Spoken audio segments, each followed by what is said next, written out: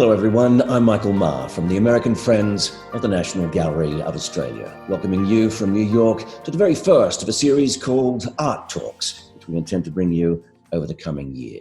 Today we're looking back at the life and times of the late art critic Robert Hughes on the occasion of the 40th anniversary of his landmark TV series and accompanying book, The Shock of the New. Hughes, of course, was a giant in the field of art criticism and journalism, an Australian who made his home in New York from 1970 until his death in 2012. He was for many years the chief art critic for Time magazine, back in an era when magazines like Time were a very big deal indeed and wielded considerable influence. Apart from his journalism, Hughes was the author of many books on art, on cities. Who can forget his wonderful books on Barcelona and Rome, on the history of his homeland, The Fatal Shore, a memoir, Things I Didn't Know, and of course, a delightful little book on fishing called A Jerk on One End.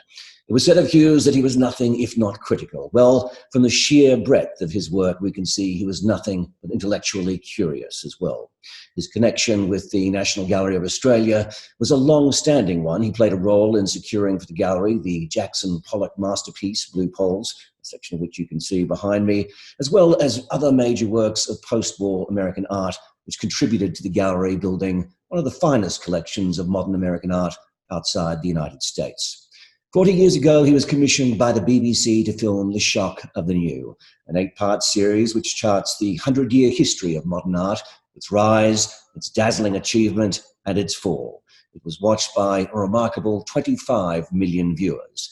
To discuss the life and work of Robert Hughes, we've gathered for you a truly stellar panel of guests, all of whom knew Mr. Hughes as Bob. They were his friends, they were his fellow toilers in New York's world of letters. They were and still are individuals who've made a very deep impression on the cultural and creative landscape of this city, this country, and indeed beyond this country's shores. It's with great pleasure that the American Friends of the National Gallery of Australia is bringing them together today.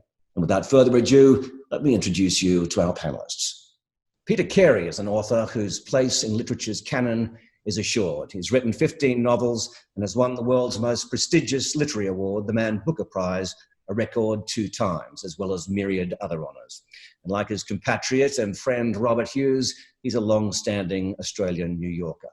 Michael Kimmelman served as the New York Times chief art critic for many years and is now that newspaper's award-winning architecture critic. Robert Hughes described him as the most acute American art critic of his generation. Michael is a best-selling author and is also a concert pianist, performs here in New York and around Europe. Adam Gopnik is also the author of numerous best-selling books and has been writing on art and other subjects for the New Yorker magazine since 1986. He is a 3-time winner of the National Magazine Award for Essays and Criticism and has been awarded the Medal of Chevalier of the Order of Arts and Letters by the French Republic. Welcome to you all. If I can come to you first, Adam, when we were exchanging emails before this panel, you mentioned that you gave a copy of The Shock of the New to a friend of your daughter's who's interested in art. And I thought that was just a wonderful story of a treasured book being handed from one generation to another. Why did you choose The Shock of the New to give it? You know, in fact, I thought it was one of 2 copies. In fact, it turns out to have been my only copy of Shock of the New, which left the house. A friend of my daughter's from college was staying with us and got to asking me one day, you know, she had studied or not yet studied art history in university. And she said, what's a good book about modern art? And I said instantaneously, oh, you have to read Bob Hughes's book, The Shock of the New. She hadn't heard of it. She didn't know of it. My daughter had done art at an art history course at the university, but it was very narrowly kind of Marxist, post-structuralist, synthetic, symbiotic, semiotic, something or other, and very little about art and a great deal about history. But I wanted them to read Bob because I still think that even though that book now ought to be dated, and is dated, I mean, is literally dated, it comes from another time, the account it gives, sort of the synoptic gospel of modernism that it gives, is still incredibly acute, uniquely visual. I mean, Bob's had many gifts of many kinds, But the single irreplaceable gift that he had was a gift for visual evocation. He could take a picture and write about it in a way that made you see it. And it was sort of the not just the core gift that he had, but it was the foundation of value that he always shared. And that was Bob's test of probity. That was Bob's ethic, that if you didn't have that kind of, that capacity for not just aesthetic sensitivity, but articulation, you had nothing. And so that book, to come back to your question, is dense with evocation of not just art, but architecture from Brasilia to Albany and beyond. It's, when you reread it, I reread it about, I don't know, it must be 10 years ago now. It's in many respects, and significantly, a very pessimistic book. It takes the history of modern art to be fundamentally one of glorious efflorescence, but pervasive failure, that you had a series of utopian projects, some of them explicitly utopian, like modernist architecture, some of them subversively utopian, like the surrealist dream of opening up, ripping open the human unconscious, and all of them failed. They produced great work in the course of their dying, but all of them failed. That is not a view that I would necessarily share, and it's striking when you read it now, when you see how much that is Bob's view, and it only became more so as time went on. But for the sheer ability to give you the gospel of modernism and to do it in a way that makes the pictures live, there's still no book remotely as good. Michael Kimmelman, of course, the book is accompanied the 8-part BBC TV series. What is it about that TV series, do you think, that so rattled the cage of the art world to the point that here we are 40 years later still talking about it? Well, I mean, I think I agree with everything Adam said, actually, and especially this question of Bob's, you might almost call it a sort of Rossinian vision of art, in which there were these great figures, these great ambitions. They almost always failed, as Adam said. And so there's a pessimism that runs through the book.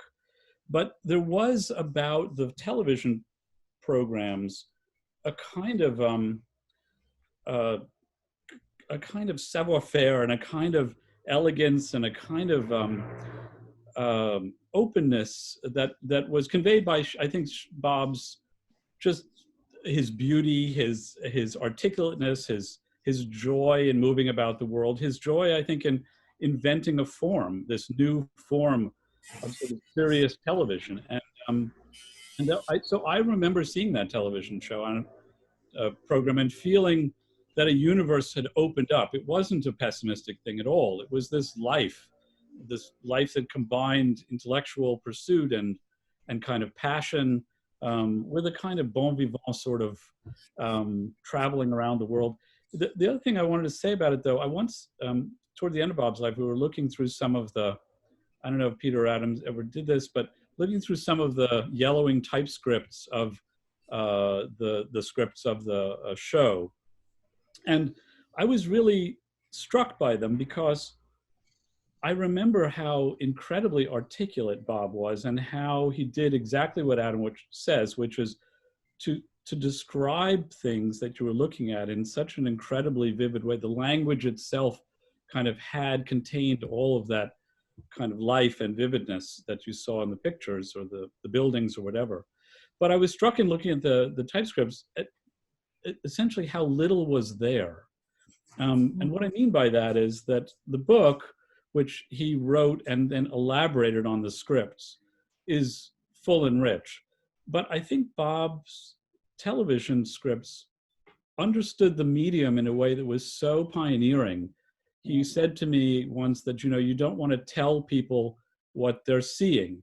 There are certain things we now take for granted, but I think Bob really grasped them fundamentally. So what made the television shows, I think, multi-layered, that he could represent both this sort of grand pessimistic vision and this sort of optimistic openness and all, was that he layered the image with the text.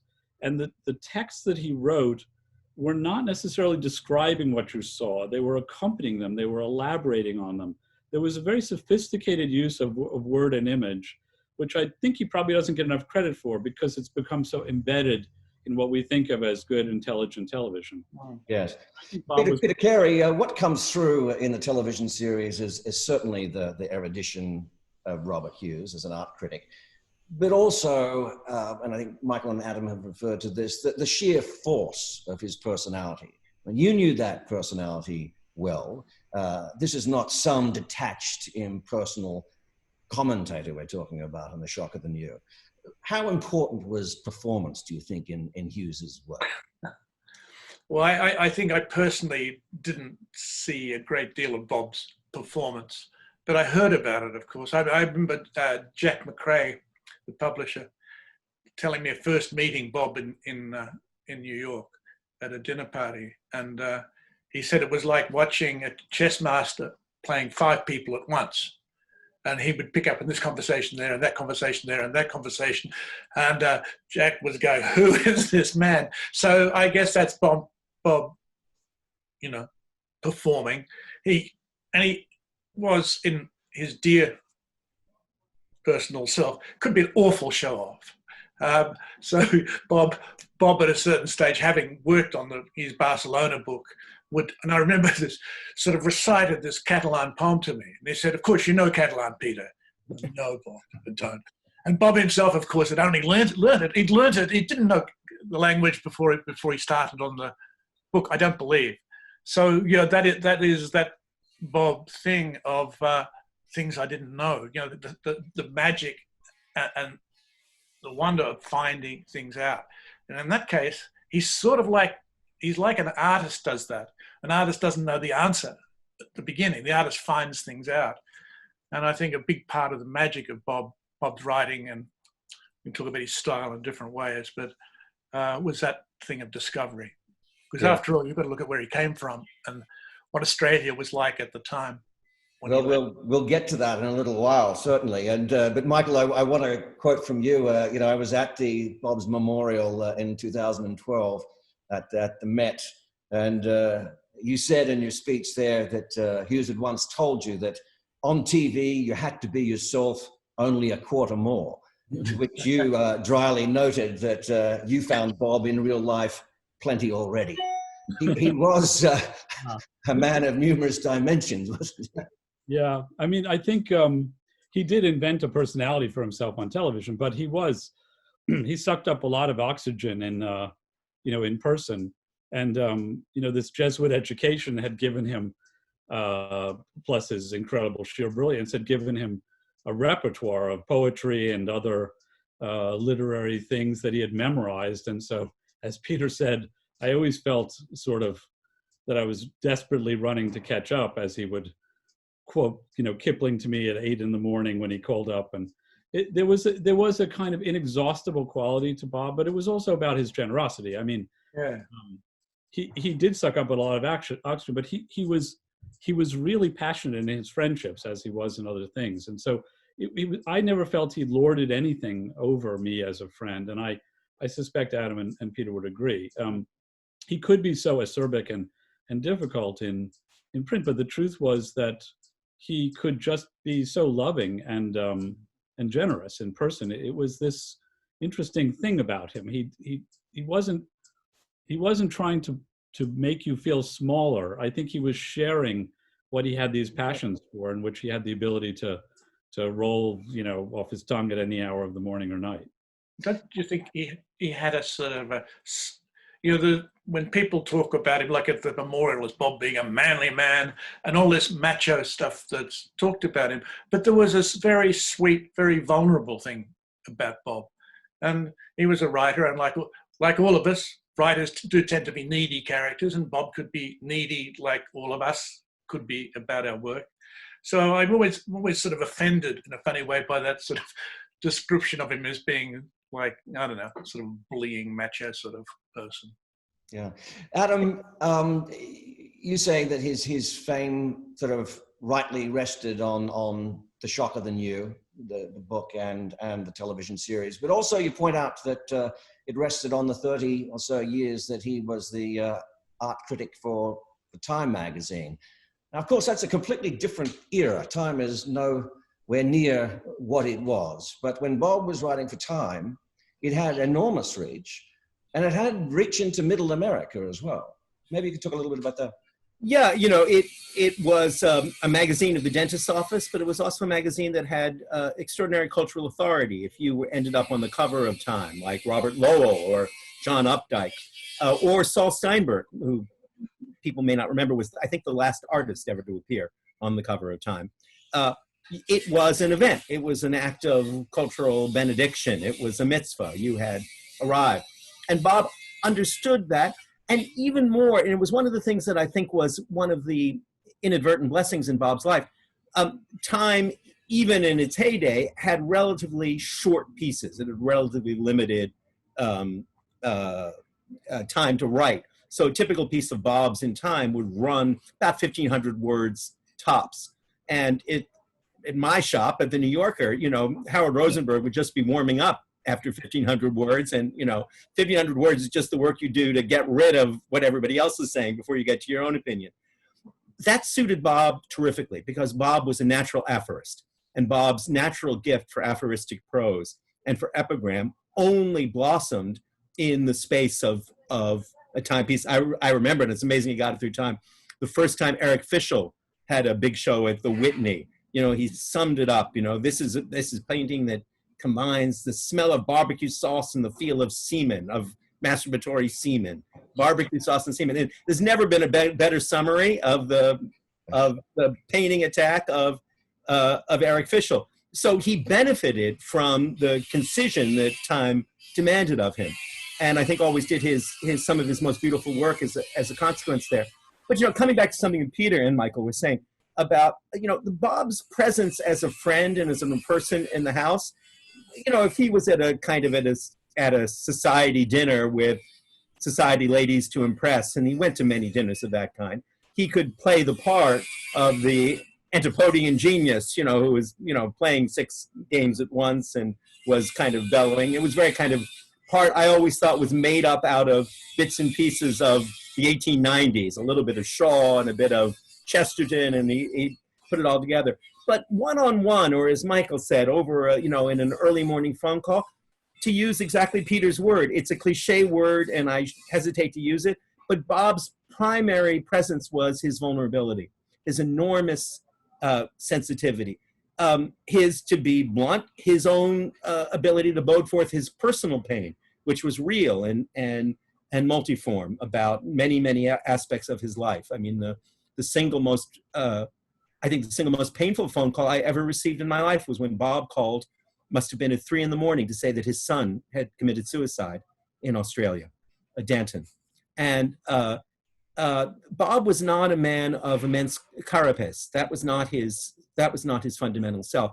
And he would not have been the writer he was had that been who he truly was, because it was his vulnerability to experience, his readiness for experience, that distinguished him most. And I think that that's very true. The other thing I'd say, and it's a slight provocation to the American Friends, the National Gallery of Australia, and to my friend Peter, and I say it in part because I am a provincial myself. I come from Canada, and Bob and I used to joke about. I didn't know that Canada or Australia were provincial.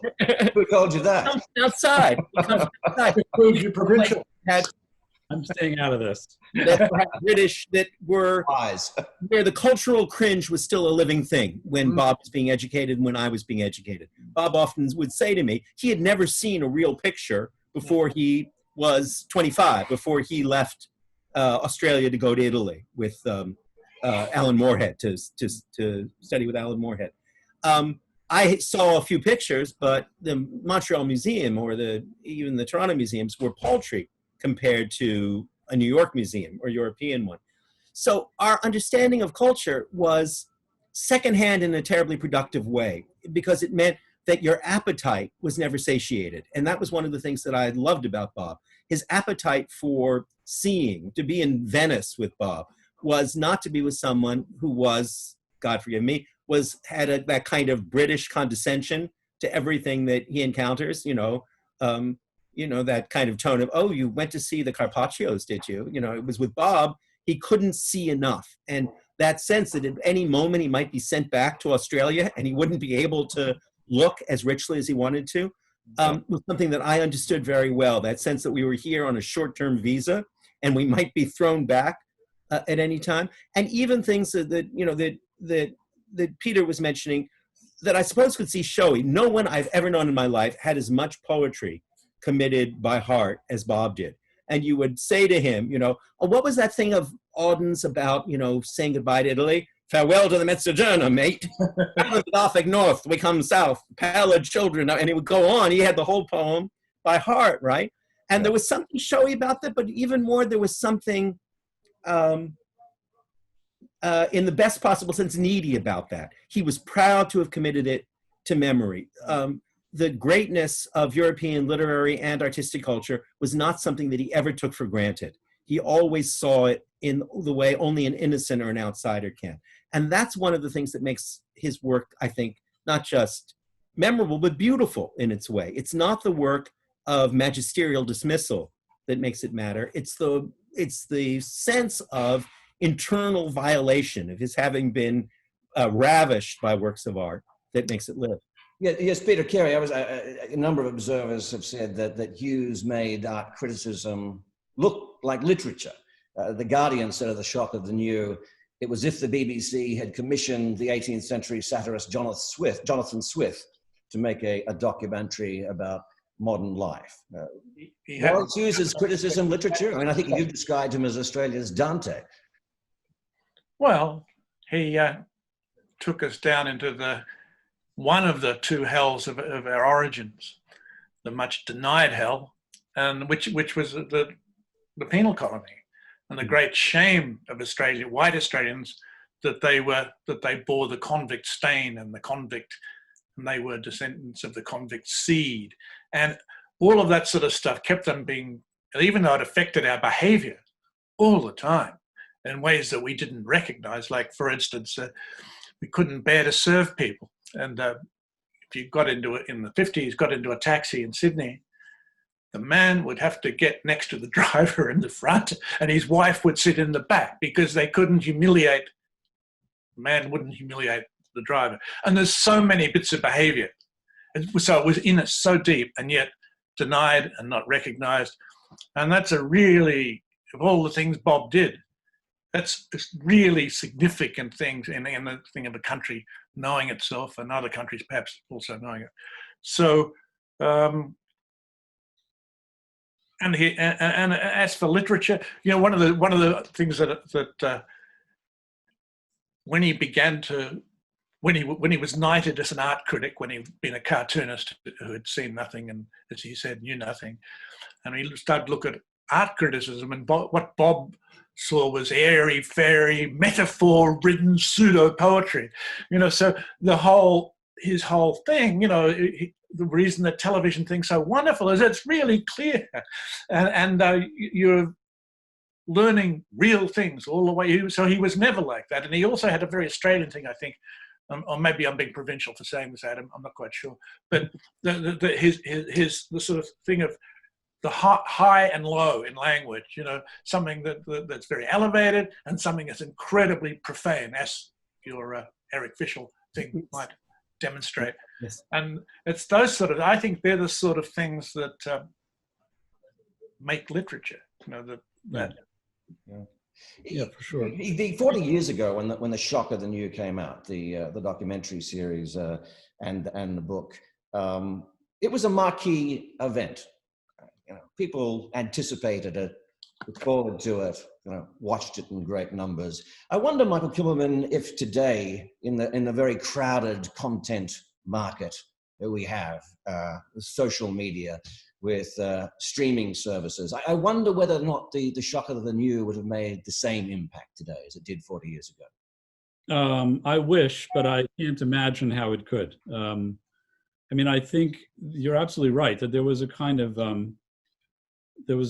curating of voices, and it was an event because there were fewer places in which one could go to find something as ambitious about culture as that, certainly in a mass medium, and I think also the ubiquity now of not just social media but just images in general made the way in which he revealed these things that were out in the world that much more exciting to people who had not necessarily had access to them.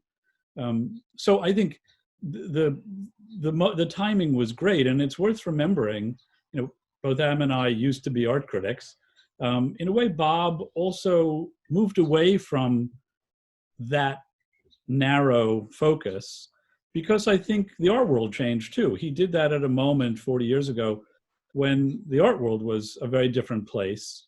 I can't imagine that Bob would undertake a project like that now. I'm not sure who would broadcast it, but the television things he did later in his life were deeply pessimistic, and they were all focused on the failure of the art world, really to get beyond just sort of money and fame. And I think he felt in a way that was not Ruskinian, but truly depressed about what had happened to this thing, which Shock of the New celebrates.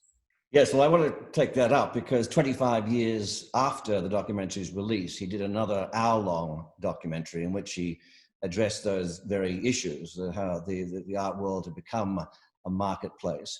And indeed, nothing if not critical. Mr. Hughes, writing for The Guardian, wrote this about Jeff Koons. You know, of course, what you're going to hear, but I shall read the excerpt from The Guardian. Hughes said, "We decided to put Jeff Koons in the new program, not because his work is beautiful or means anything much, but because it is such an extreme and self-satisfied manifestation of the sanctimony that attaches to big bucks. Koons really does think he's Michelangelo and is not shy to say so. The significant thing is that there are collectors, especially in America, who believe it. He has the slimy assurances, the gross patter about transcendence through art of a blow-dried Baptist selling swamp acres in Florida. And the result is that you can't imagine America's singularly depraved culture without him."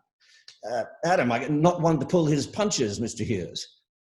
No, I represented in a chapter in my last volume of memoirs. I've got 4 already, which Bob used to tease me about. I wrote about arguing with Bob about Jeff Koons, exactly. Because Bob could never see the virtues in Jeff Koons at all. He never understood. It was one of my rare moments of prescience as an art critic, is I spotted that the Koons bunny at its first appearance was the avatar and icon of its age. Not because it, in the same way that Warhol had been 20 years before. Bob couldn't see that. And he couldn't see it partly for a good reason, because it simply broke too radically with even the last vestiges of a tradition of skill, artistry, artisanal ability that still lingered on in some parodic form in Warhol and lingered on not at all in Koons. And that was a good reason, but also partly for the bad, blunt, and inevitable reason that we all go blind sooner or later, that our capacity to respond and vibrate to new works of art, if you are in hostage to the gospel of the new, to the shock of the new, it's simply, you cease getting it after a while. And it was a very odd thing about Bob, because things that he understood completely, for instance, the work of Bob Rauschenberg, right? Yeah. And the element of Dada in Rauschenberg, the element which in many respects were like things that in the work of Julian Schnabel and David Sally that he despised. He understood completely. He understood what was a joke, what was spoof, what was grammar, what was beauty, got it completely. It was right on the center of his sensibility. But he couldn't get that in art that came along 20 years later. Just couldn't get it. And in my own view, he stayed at the fair a little too long. He stayed at the ball a little too long in that way, because he had so many other things to write about, cities and Australian history, and that he got fossilized a bit towards the end, because he couldn't recognize that a lot of what he saw as the failures of art were partly the limitations of his own vision and his own sensibility. And as a consequence, he got hardened into a view of the history of art that wasn't remotely as intelligent as he was. So he developed a kind of theory, which he raised again and again, that the problem was that art had always been based, as I said a moment ago, on artisanal skill, on excellence in drawing and so on. And that even a Matisse or a Picasso had been excellent in that kind and violated that kind only by choice and decision. Jackson Pollock, right, could do whatever he wanted as a draftsman, chose to do that. And that the draining away of that inherited tradition of skill on the part in the hands of an artist like Julian Schnabel or Jeff Koons meant that their violations of it were no longer real violations, they were just decadence. That was false about the history of modern art. A lot of great modern artists who Bob admired, including Bob Rauschenberg, who couldn't draw really much better than Jeff Koons could.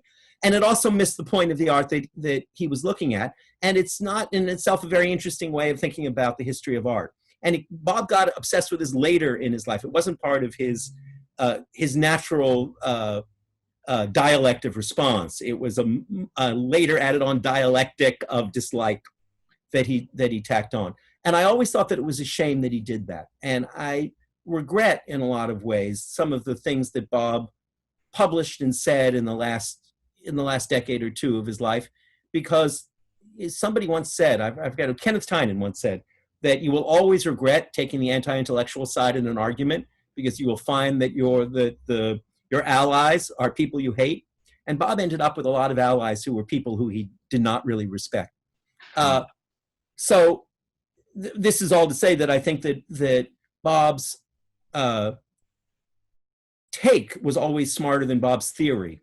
And to be blunt, I was always, and I wonder if Michael or Peter felt this way, I would sometimes in the last 10 or 15 years of Bob's production as an art critic, I would cringe a little bit inside, though I had given up writing art criticism at that point. I wasn't that I was a evangelical fan of the stuff, but it seemed to me that there is a certain point when you recognize that the failure is in you, not in the work.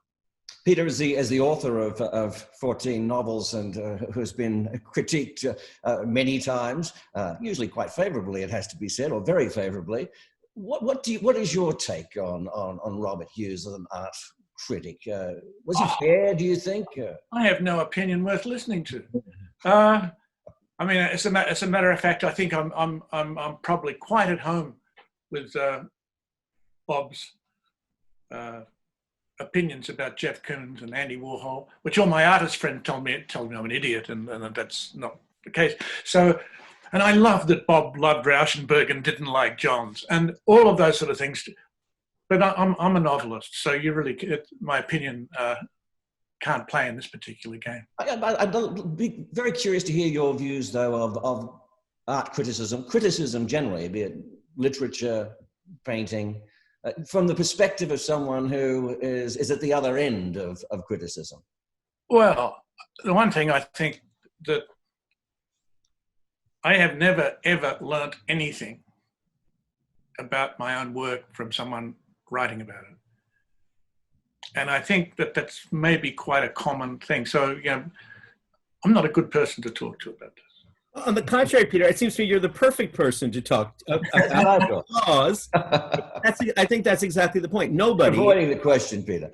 And on our role as creative people, we have a very different role than our role as critics, and you don't learn anything from them, and no artist has ever learned anything from a critic. And when they try to learn it, as with Jackson Pollock and Clement Greenberg, they usually learn all the wrong things in lots of ways. But exactly what was great about Bob's criticism was that it was writing in the first instance. It was novelistic in the sense it was a series of responses to the people in the room, the ones he liked, the ones he didn't like, how he saw them relating to another. Exactly the novelistic side of it that made it remarkable, whereas the didactic side of it, I think, was on the whole, as with every critic, less interesting. Yeah. Peter will not be drawn. It's clear. Peter's got nothing to say. Michael, let me ask you on this subject. What was your view about how Robert Hughes evolved as a critic over the time that you knew him? Yeah, look, I actually agree 100% with Adam, and I think what he said is very true, that one does go blind. If you don't, then you have to also be asking yourself whether you're seeing well in any case. I think Bob did lose a lot over a period of time in ways that were not in keeping with who he was. That's absolutely true. I will just say, to your general point, though, think Bob saw the practice of criticism as itself demanding a level of commitment and artistry of craft that he demanded of the things he was writing about, or he believed he demanded. So I think he saw the practice itself as having its own integrity and value. And I think most critics don't think that they're right, or they shouldn't anyway. I think that they're writing for the person that they're writing about. I certainly have never imagined I'm writing in any way to instruct the people I'm writing about, but I'm writing, Adam can speak this too, for an audience of a lot of people who may obviously include those people. I think Bob did not see himself, as a kind of schoolmaster telling an artist what to do. I think he saw himself speaking in a voice of the informed, somewhat judgmental person for whom this mattered a lot. And that sense of that this was a thing that really should matter to us all was carried by the weight of his prose, by the beauty, the kind of pneumatic quality of that prose. So I don't know that Bob really fussed about teaching things. No. I do think, though, to get back to this point, I do think he flirted with this problem that his own voice had such resonance and was so rich, and that he became a little obsessed with it, and it was very effective in this sort of Savonarola role that he came to play, which it made him seem smaller and kind of shrill, which he wasn't. He was big and generous. I think he just, in a way, I think he came to feel the art world had shrunk around him, and that the only response he could have to it was to puff himself up more, and that wasn't the best Bob. So he didn't play a role in the art world that was very significant in the later years of his life, the way he had, say, in the 70s and early 80s. But whether that matters a lot, I'm not so sure. I wonder, Peter Carey, how much of an impact the terrible accident he had on his work and his rather complicated relationship with his homeland as well. Did that seep into his work in his later years? Oh, I think it just sort of destroyed him, slowly and in different ways. I think that the terrible thing that happened with Australia, as someone who would occasionally spend a drunken evening with Bob being sentimental about Australia, I know he loved Australia. I mean, he would say it should be taken out to sea and sunk, but he said that in response to Australia not liking him anymore. So it's like one's been dumped by a partner who one wants to get rid of. He was really, really, Australia, as we all know, is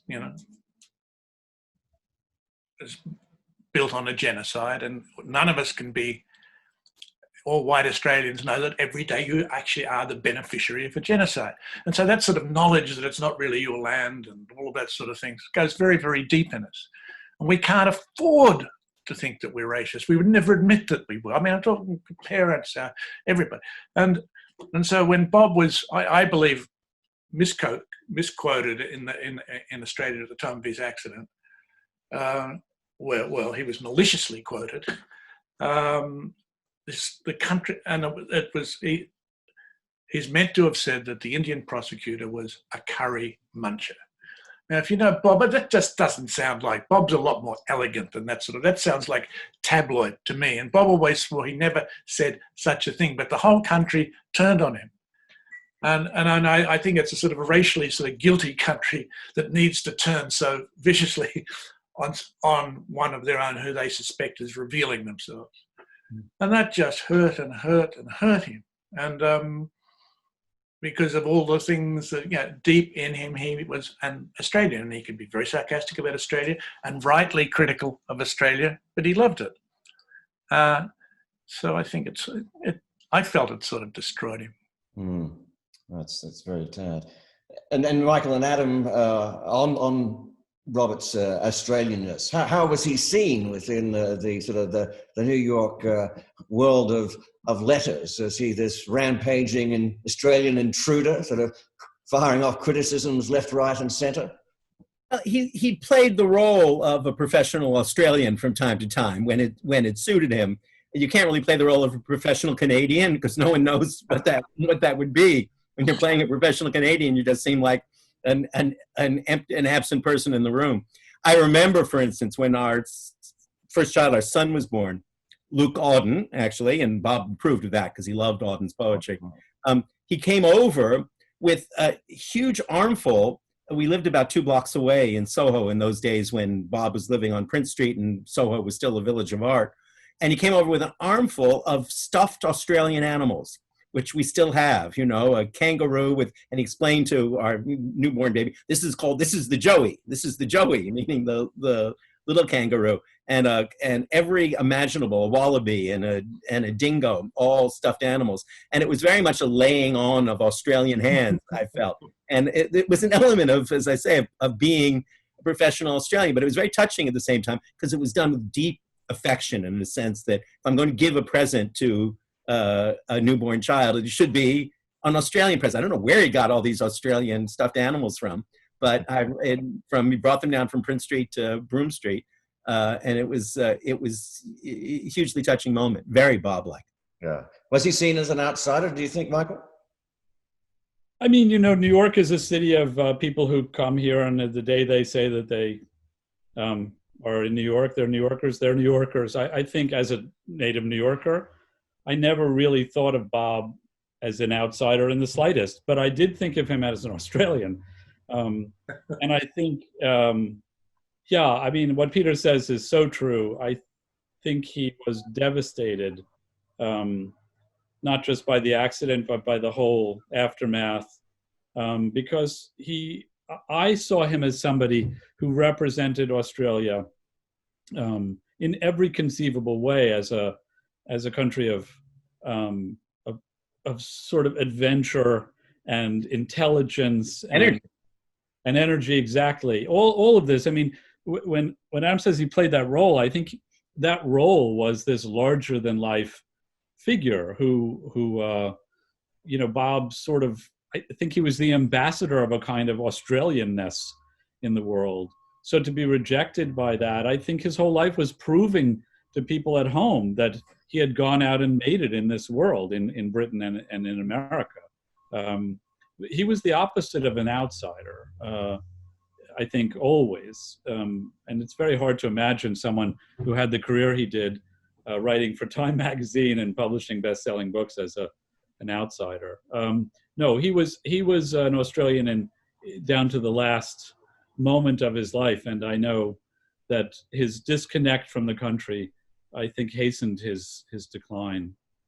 Well, I wanted to round everything up by just talking a little bit about his association with the National Gallery of Australia, which was a very long-standing one.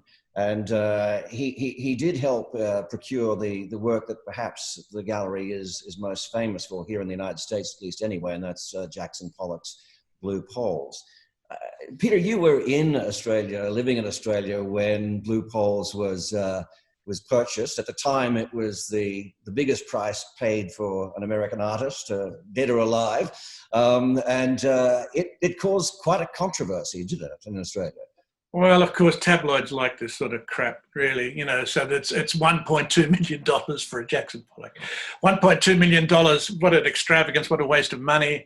And it's Bob, and of course it's the great Gough Whitlam, our still beloved late Prime Minister, and James Mollison.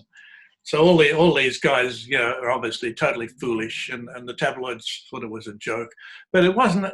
Not everybody was like that. You and I, Michael, have a mutual friend who was teaching his art class. He's a painter, and wept to hear the news because of the general cultural starvation that continued in Australia for so many, many, many years, and was still in 1972 was the case. I mean, for Bob to be involved in that, it's like a love letter. It's a gift of love to his country. And I know he didn't do it all by himself, of course not, but it would have, and I never talked to him about it, but it's a hugely significant thing for him to have done, and a beautiful thing to have done for the young man who was the cartoonist at the Observer and had to become an art critic because they just fired the other one and someone had to do it. Yeah. So I think it's a hugely significant thing, and people don't feel like that anymore. So anyway, Bob bought something nice. And Michael and Adam, how is Blue Poles viewed here in the United States? Is it seen as perhaps a masterpiece that got away? I mean, there's great images, I don't know if you've seen them, of the Blue Poles in a crate being carted out of Ben Heller's apartment on Central Park West, and flown off to Australia. And there's another lovely image of James Mollison and Robert Hughes standing there in Australia watching Blue Poles come out of the crate. The logical reclamation that brings the Elgin marbles back to Athens, and they will bring the Blue Poles back to East Hampton, or the Springs, where it belongs really and where it was made. I think that's, one thing that strikes me about it exactly in terms of, and I do understand it somewhat as a Canadian, of what it meant to Australia, is, one of the people I most enjoyed talking about Bob with was Clive James, who was the great critic, now sadly gone, who, by one of those pieces of, fearful symmetry that only God can create, had been at Sydney University with Bob, and met Bob. Clive always said he met Bob on his first day at university. And Bob was the most beautiful young man he'd ever seen, and the most aesthetic young man he'd ever seen. And Bob was drawing cartoons at that point. And Clive then became, I think, the poetry editor, then the literary editor, then the movies editor, and took on six other jobs. And it was always a joy to talk to Clive about Bob and to talk to Bob about Clive, because it was this very strange thing that these two, homo universalis, these two men with these incredibly broad and polymathic gifts, were direct, exact contemporaries. They, think about it. They were the only two writers I've ever known who could write in heroic couplets, in the classic rhythm of Alexander Pope, like that. Bob did it in his Sohoiad, and then Clive and a whole host of satiric poems. Nobody else was doing that, and yet they both did it together and at the same time. And they would always say loving and then mildly disparaging things about each other. When you mentioned one to the other, I saw Clive in London. Oh, Clive, what a waste, what a talent, what a waste, and that was kind of the way they went back and forth about it. But one thing that and I don't think it's trivial, that the one thing that Clive remembered most about the first time he met Bob was how beautiful Bob was. And I think that sense of oneself as desirable, potent in the world, was part of Bob's authority in life. And its alteration over time, I think, affected it. But both Clive and Bob spoke often of the way in which they felt that with all of their cultural ambition, and despite the reality that you could read any book anywhere, that there was an austerity, there was something parched about the cultural landscape that they had grown up in, and they were thrust out, Clive to London, Bob to New York, of necessity, because you could not fulfill your appetite for cultural evidence, obviously, but also for a fully creative life. And yet they both longed for it and went back to it. Someday, some brilliant young Australian will write a dual biography of Bob and Clive, and it will be a great book. Yes. Give it to the Canadians. Michael, I'll give you the last word. I know here in New York, you mentioned the name Robert Hughes to people who are associated with the art world. You never get an in-between sort of response. People either loved him or loathed him, but people still talk about it. I think Bob's legacy is assured because he's such a brilliant writer. He's somebody whose prose is so elevating and so pleasurable. It's almost an erotic thing to read Bob. And I think that, and Peter described perfectly that combination of high and low, which I think, is such a model, that I think Bob's writing will last a lot longer than anybody cares about some of the art that he writes about, or anybody cares about most criticism. But I also think that Bob's legacy is not as an art critic only, of course. I mean, Fatal Shore was I believe, his first bestseller, or in any case, it was an early bestseller, and a surprise to him. And I just, it was been years now, but I remember the opening chapter. It's this extraordinary, full description of the landscape of Australia. It talk about a love letter. It's just this incredible, very beautiful bit of poetic prose. And I don't think that will ever date. I think that book remains something people will be able to turn to forever. So I think Bob's legacy is a lot larger than it is, than his writing just as an art critic. And his legacy lives on, as you say, in acts like Blue Pole. And I think in Shock of the New, I think Shock really, as a television series, not just as a book, really changed the way we see the medium of television and what its potential was to tell a cultural story in a rich, multi-layered way. I think people will look back on that as a landmark a long time from now. Just having this conversation actually makes me want to go back and watch some of the episodes. Well, look, thank you all so much for joining us at the American Friends of the National Gallery of Australia. It's been a fascinating conversation to hear you all talk about your old friend and colleague, Robert Hughes. It's been great. And Peter, I know you've been to the National Gallery in Canberra. Adam and Michael, I'm not sure that you have, but you must go. It has a magnificent collection, particularly of post-war American art. And I'm sure if you go to Australia, the gallery will take very good care of you. So thanks once again, everyone. Thank you. Thanks, Mike. A wonderful panel, I think you'll all agree. Such erudition, but also such affection for their old friend and colleague, Robert Hughes. Well, 40 years ago, when The Shock of the New came out, women in art were still very much consigned to the sidelines. To imagine now at a time when at last women artists are finally getting the recognition they're long overdue. The National Gallery of Australia is playing a key role in promoting women artists. Know My Name is an initiative of the NGA to celebrate the significant contribution of Australian women artists. The initiative aims to increase their representation and enhance understanding of the contributions they've made and continue to make to Australia's cultural life. From 2020 to 21, Know My Name will deliver a vibrant program of exhibitions, events, commissions, creative collaborations, publications, and partnerships that highlight the diversity and creativity of women artists through history to the present day. Our next Art Talks episode will explore that campaign with a panel of leading women from the arts world. You can check the details for that upcoming talk on our website at www.afnga.org, where you can also join our mailing list. Be sure to have a look at the National Gallery of Australia's website at www.nga.gov.au.